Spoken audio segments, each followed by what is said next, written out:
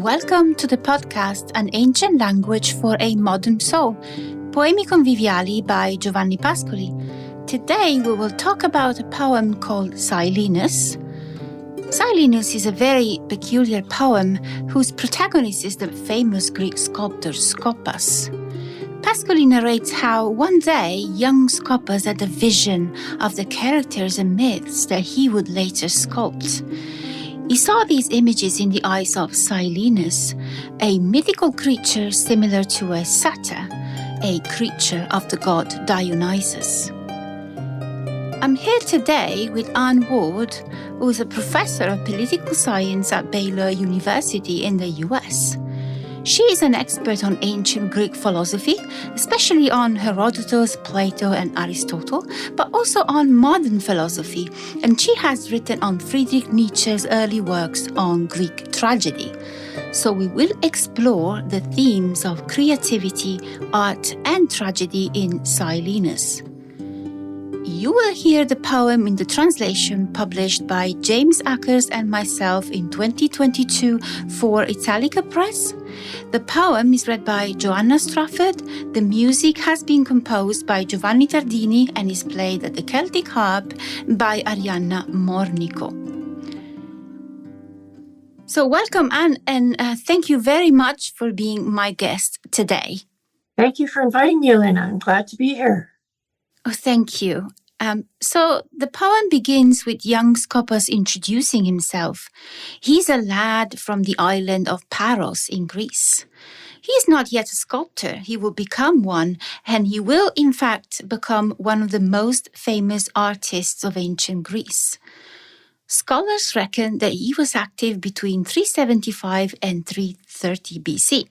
Unfortunately, not many of his works remain, but we can still admire his statue of Potos, that's the god of desire, in the Capitoline museums in Rome, and a beautiful sculpture of a dancing Maenad in the Kunstsammlungen in Dresden. But this poem begins with Scopas directly addressing the statue of a Silenus. Son of Pan, he says in the first line. Apparently, Scopas had gone to a quarry where slaves were hammering big blocks of stone, and one of these blocks had cracked open, revealing the marble statue of a Silenus.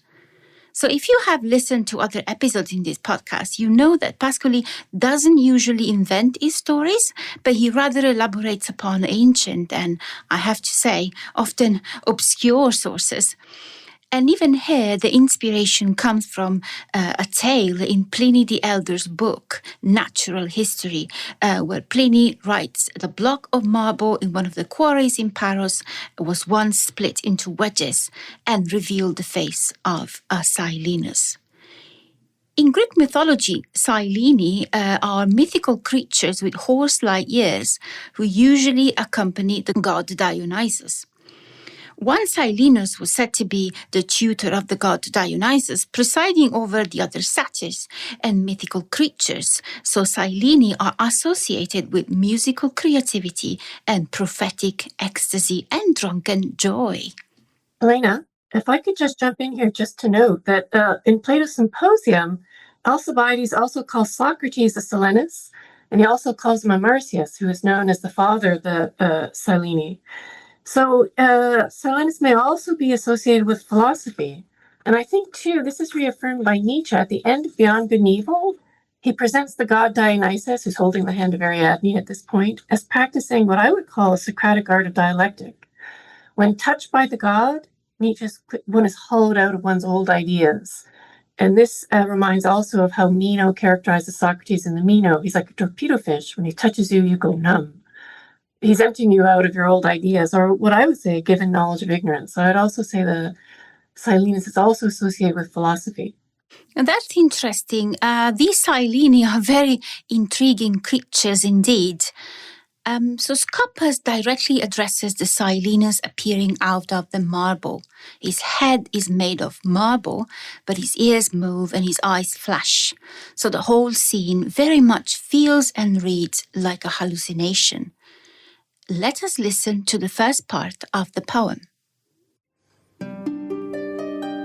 Son of Pan, of the sylvan god who whistles and howls through the reeds past the river and plays his pipe like a gust of wind against rocks. I return to you, Silenus, when the daily riot of hammer and stone had ended.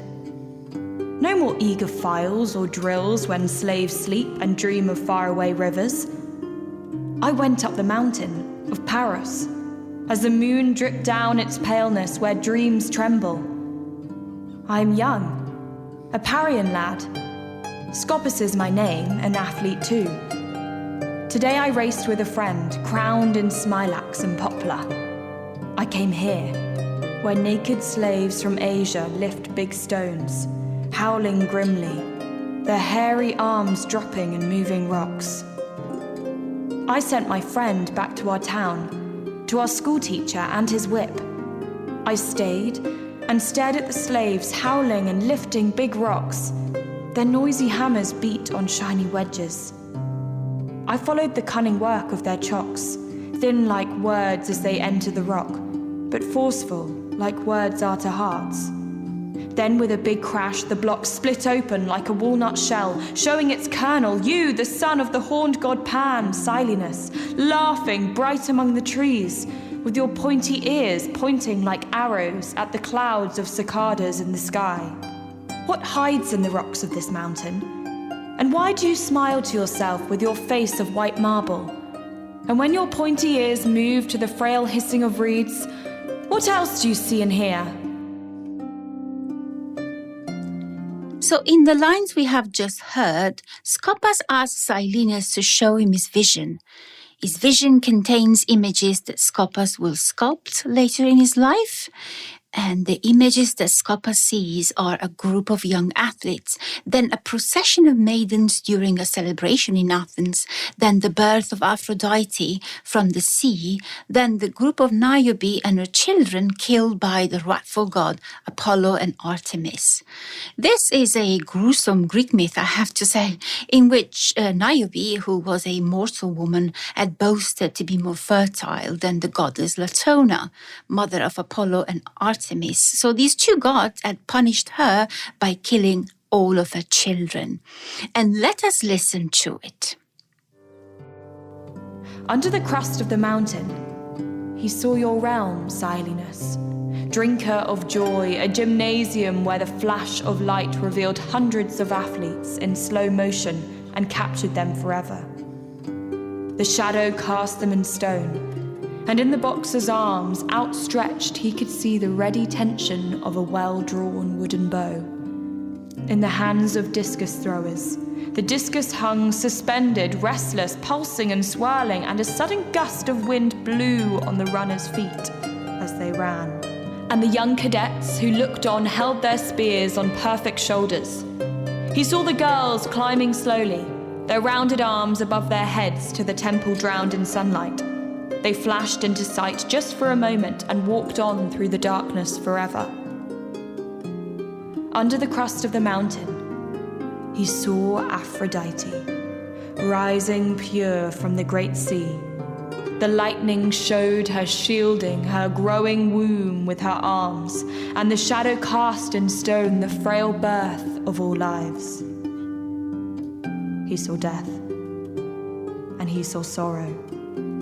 He saw girls and lads all fall for the wrath of envious gods, and all eyes turned away from injustice, except Niobe's, a young mother who faced the sky as she shielded the frailest of her many children. And he saw Nereids swim away with foamy feet paddling up on the waves of the new sea. And the nymphs ran to the woods, fleeing lewd and bawdy satyrs with their sturdy equine hooves.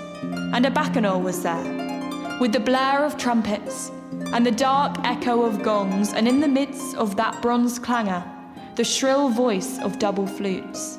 Then the mountain fell silent again, except for a last white spot of horsebacks, of fleeing centers flashing in the dark curve of a gorge, and the thud of galloping horses, which vanished. Then, like under a shroud of water, the faint echo of cymbals, of drums, and rain-like rattles, cries of "Yoi! Yoi!" Dreamlike, like in the dream of snow-white cliffs of marble, quiet in the holy night. Pan, the blowing of your pipe intermingled with those cries, hitting on your smiling forehead, drinker of joy, Silenus and the lad among white blocks, like a shepherd among his flock. Finally, the last image after these you've heard is that of a bacchanal.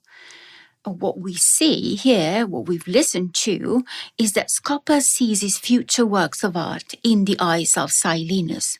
This is clearly a metaphor for artistic creation stemming from the encounter with the creature of the god Dionysus. Pascoli published this poem in 1899, so it's hard not to see an echo or an affinity with the ideas about artistic creation being either Apollonian or Dionysian that Friedrich Nietzsche had put forward in his work, The Birth of Tragedy. I would agree, Elena. Yes, in celebrating the Silene of ancient tragedy, it seems that Pascoli, like Nietzsche, wishes to bring forth what I would call a new art or a new science that aims neither at, let's say, the Socratic Platonic transcendence of material nature in the forms, nor the modern attempt to conquer material nature. We get something like Francis Bacon. But as scholar Lawrence Lampert argues, a science which we could consider consistent with modern ecological movements that delights in the body and celebrates the earth as the material, albeit transient home and haven of human life. For Pascali, as for Nietzsche, it seems that this new science could be brought into being by a new art. So like the Dionysian tragedy of the past, trying to bring it back into being from the past, which brings those it touches, I think, into an appreciation of their bodies and its deepest longings. So housing us in the body and our body being housed in the earth.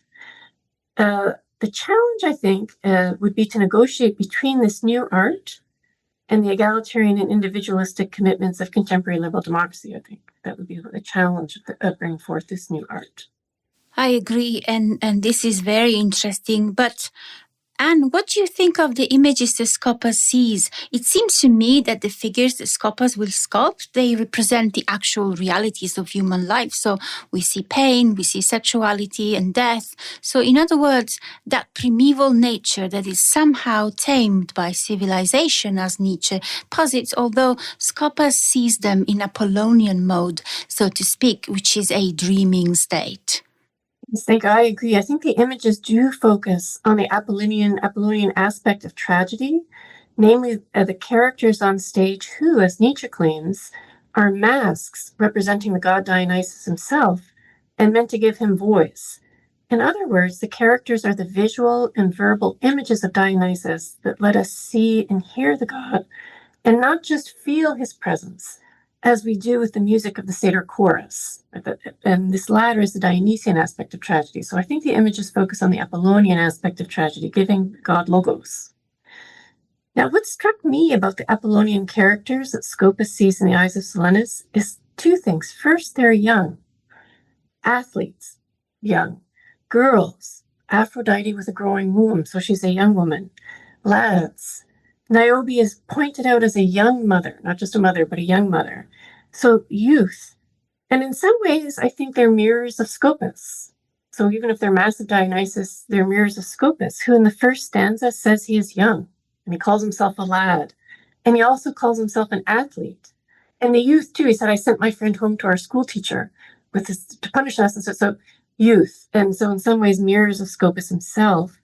And the second thing I would notice, too, about the figures is they're both male and female. For Nietzsche, in The Birth of Tragedy, the most important Apollonian characters, or massive Dionysus, are exclusively male. And the most important are Oedipus and Prometheus. Moreover, Nietzsche argues that both Oedipus and Prometheus represent an original sin of sorts. Incest, in the case of Oedipus, and the stealing of fire, the source of life and death from the gods, in the case of Prometheus. But according to Nietzsche, by placing this original sin in the male, Ancient tragedy meant to dignify sin and celebrate the human rather than the divine. Now, this is in contrast to the biblical account that we know of original sin, that we know places original sin in the female, woman. And for Nietzsche, what this means is it intends to condemn sin and elevate God over man. So it's very gendered understanding of sin in Nietzsche. It seems to me that Pascali, in suggesting that the Mass of Dionysus, the Apollonian characters, can be both female and male, and indeed so standing in for Oedipus maybe Niobe in some way, both female and male, to me seems more inclusive than Nietzsche, and perhaps more democratic, and perhaps a little bit more pious. So it's interesting, and we know that mother figures and female figures are very important for Pascali. And I think at this point, listeners will have been acquainted with a range of fascinating female figures of his poetry. So it's also interesting that you say he's more pious, and because our listeners know in this podcast, we do not follow the order in which the poems appear in the book. But the order is quite meaningful because Pascali creates a chronological history of antiquity and its artistic forms. And in fact, Silenus comes after the sequence Poems of Ate, which we covered in this podcast, that is devoted to Greek tragedy and to one of the main triggers of their plots, Ate or mad folly or irrationality. So in Silenus, it seems to me that Pascali echoes Nietzsche's ideas about the nature of Greek tragedy in terms of artistic creativity. Yes, I think this is definitely so, that Pascali does, like Nietzsche, see artistic creativity somehow as a form of divine madness, a form of irrationality. But here I think I'd like to focus on some slight differences between Pascali's presentation and what I think Nietzsche's presentation. And the first, I think, and it's striking in Pascali's poem, is Silenus, is that slavery, the theme of slavery, which is largely absent in Nietzsche's account of tragedy and the birth of tragedy, although it's present in other works, such as, for example, the genealogy of morals or Beyond Good and Evil. But in his account of tragedy, it's largely absent. The slavery is a prominent theme in Pascali's poem. Indeed, slaves howling and in pain are mentioned no less than 4 times in the first 2 stanzas of the poem. Now, this suggests to me that Pascali, although endorsing it, is more reticent, perhaps, or cautious about reviving a Dionysian art form in our time. Pascali, it seems, is more aware of perhaps the dangers that a new Dionysian art form could pose to equality, democracy, and freedom. In contrast to Nietzsche, when you read him, who seems simply to embrace the aristocratic elements of tragedy. So I think Pascali, in making that theme so prominent, is like, well, this is something we want to do, but maybe we want to be cautious too. Second, in Pascali's poem, unlike the slaves who clearly suffer, they're in pain, dreaming of home. In Pascali's poem, Silenus, or if we say Silenus is really an image of Dionysus, is a happy god. He's first introduced to us laughing, in contrast to the slaves who are groaning and crying for home, and is twice said to be smiling. Now, to me, what's fascinating about this is the suggestion Pascali is making is that Dionysus can be the source of both comedy and tragedy, and perhaps they're not that distinct. And so at the end of the symposium, we get the report that Socrates is arguing that a good dramatist should be able to write comedy and tragedy. Is this what the suggestion is? Also, the happy god of Pascali's poem, I think, contrasts with the suffering god of Nietzsche's Birth of Tragedy. So there is some mention in Birth of Tragedy that the god is smiling, but he's clearly the suffering god. We look at Dionysus' suffering, and we think, well, why would a god suffer? But Dionysus is clearly in pain. He's a suffering god. Now, why is he suffering? Because to Nietzsche, he's a dismembered god. And I think the image that Nietzsche sets forth is that prior to the creation of the cosmos, Dionysus, we believe, is an undifferentiated and hence unintelligible mass of matter, so like pre-Socratic science. The god is then ripped apart into intelligible species composed of individuals with species characteristics, what Nietzsche calls individuation. God is individuated. Such violence causing the cosmos to come into being is a creation story. Sexual longing, the presence of the suffering Dionysus in us, therefore, if we think of that image, the suffering Dionysus, is a longing to overcome this individuation and perhaps return to the original unity of matter that we believe existed before our world came into being. Or even if we go back to the symposium, somehow to become the spheres in Aristophanes' poem on Eros, where his sphere is cut in half. And that's so comedy and tragedy going together in some way. But we somehow, to overcome that individuation, return to that original unity. So for Nietzsche, it seems sexuality is a rebellion against an intelligible universe and a longing for death, so to overcome individuation, who we are. The god in Pascali's poem is happy rather than sad, and this suggests that, to me, that Pascali has a more hopeful view of sexuality than Nietzsche. Is for Pascali, like Aphrodite with a growing womb, is a longing for life, not death, and perhaps not as hostile to rationality or rational control than Nietzsche suggests. So I think that's a difference that comes out in Pascali's poem. And the third and last kind of contrast I would sort of point out is that in The Birth of Tragedy, Nietzsche argues that ancient tragedy originated with the satyr chorus, the Dionysian aspect of tragedy, and only the satyr chorus, whereas the Apollonian aspect of tragedy, so characters on stage, such as the god Dionysus himself, or various masks, such as Oedipus and Prometheus, who have voice, who have logos, only arose much later in time. So the effect, according to Nietzsche, of the sole presence of the satyr chorus, and he says this is a mirror in which the audience contemplated themselves or their deepest nature, what Nietzsche characterizes as the sexual omnipotence of nature. In the earliest Asian tragedy, what it suggests is that's the sole presence of that sexual omnipotence of nature was to encourage ecstatic union between the audience and the chorus, or the mass of spectators and their god. And as I describe it, Nietzsche seems to say that they came to feel the god's presence, even if they did not see or hear him on stage. In such ecstatic union, and as Nietzsche says, when the spectator runs onto the stage to release their god from suffering, who is suffering, life becomes art and art becomes life. They fuse, whereas they fuse together. Now, just for a popular image or explanation of this fusion of art and life, or this kind of the audience's ecstatic union with the satyr chorus in which they feel the presence of the god. Here in the United States, CNN has just completed a 4-part series on Live Aid in 1985 to commemorate its 40th anniversary. And this ecstatic union, it strikes me, if we think of U2's lead singer Bono, I think it's the second song they're singing, Bad, I think, but he starts to go to the audience, calling them forward, and then he jumps down onto the balcony that separates the main stage from the audience, and the entire stadium, which must have tens of thousands of people, screams like they're watching his body. And then he calls the women forward, and they bring women out of the audience, and he dances with them in this ecstatic union.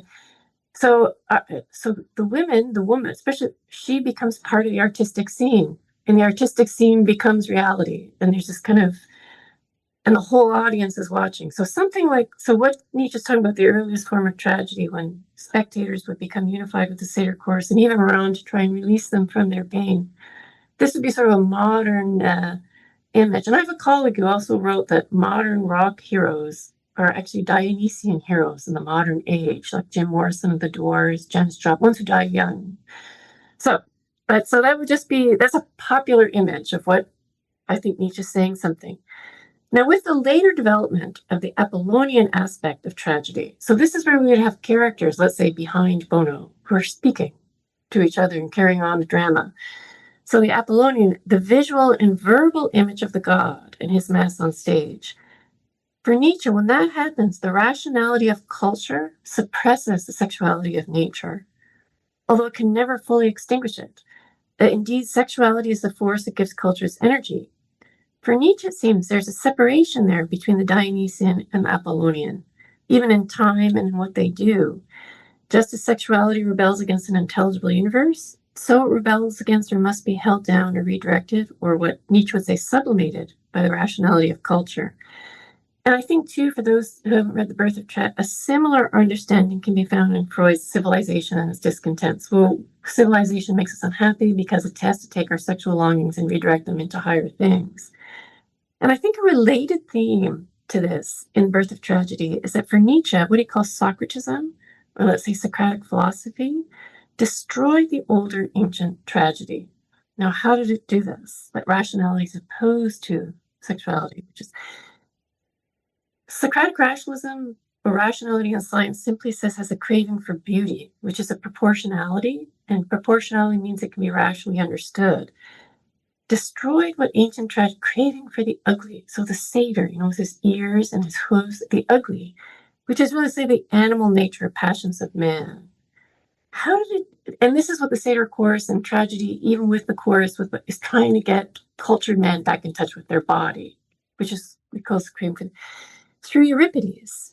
He says Euripides, not Plato, but Euripides, who was another student of Socrates, not just Plato, who kept the tragic art form in his dialogues, but Euripides. Because for Euripides, the prime spectator of his art became Socrates himself.